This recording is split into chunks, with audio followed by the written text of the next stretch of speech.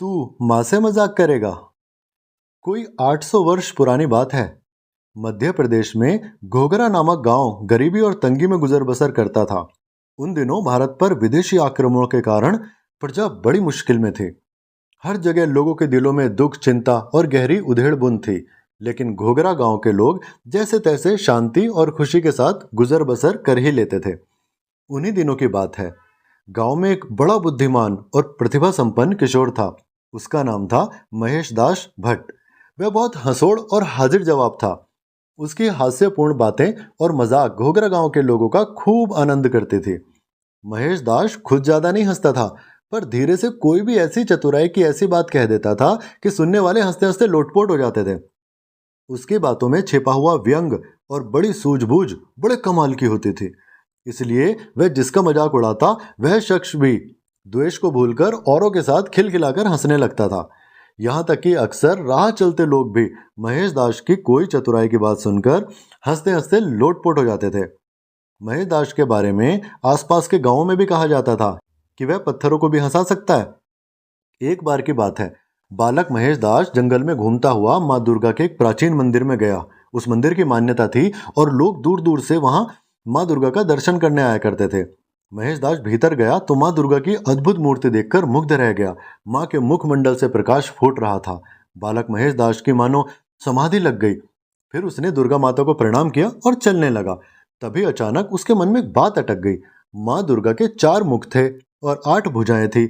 इसी पर उसका ध्यान गया और अगले ही पल उसकी बड़े जोर से हंसी छूट गई।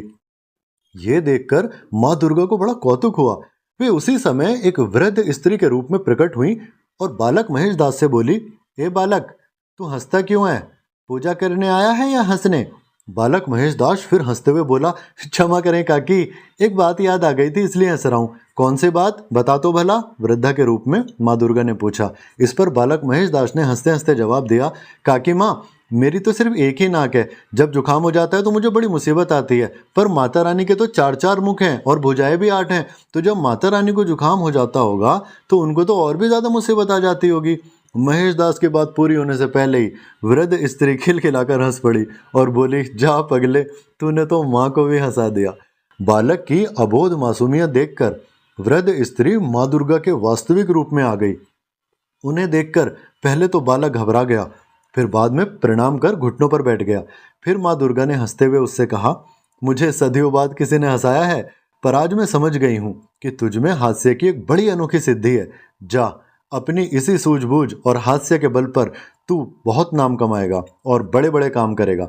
पर एक बात याद रख, अपनी इस हास्य वृत्ति का किसी को दुख देने के लिए प्रयोग मत करना। सबको हंसाना और दूसरों की भलाई के लिए काम करना। तू भारत के आने वाले एक बड़े राजा अकबर के दरबार में जाएगा, वहीं तेरी प्रतिभा का पूरा सम्मान होगा और तुझे भारत के सबसे बड़े हास्य कलाकार बीरबल के नाम से जाना जाएगा। मेरे आशीर्वाद से तेरा ऐसा ओहदा होगा कि उस राज्य के राजा से ज्यादा तेरी प्रसिद्धि होगी।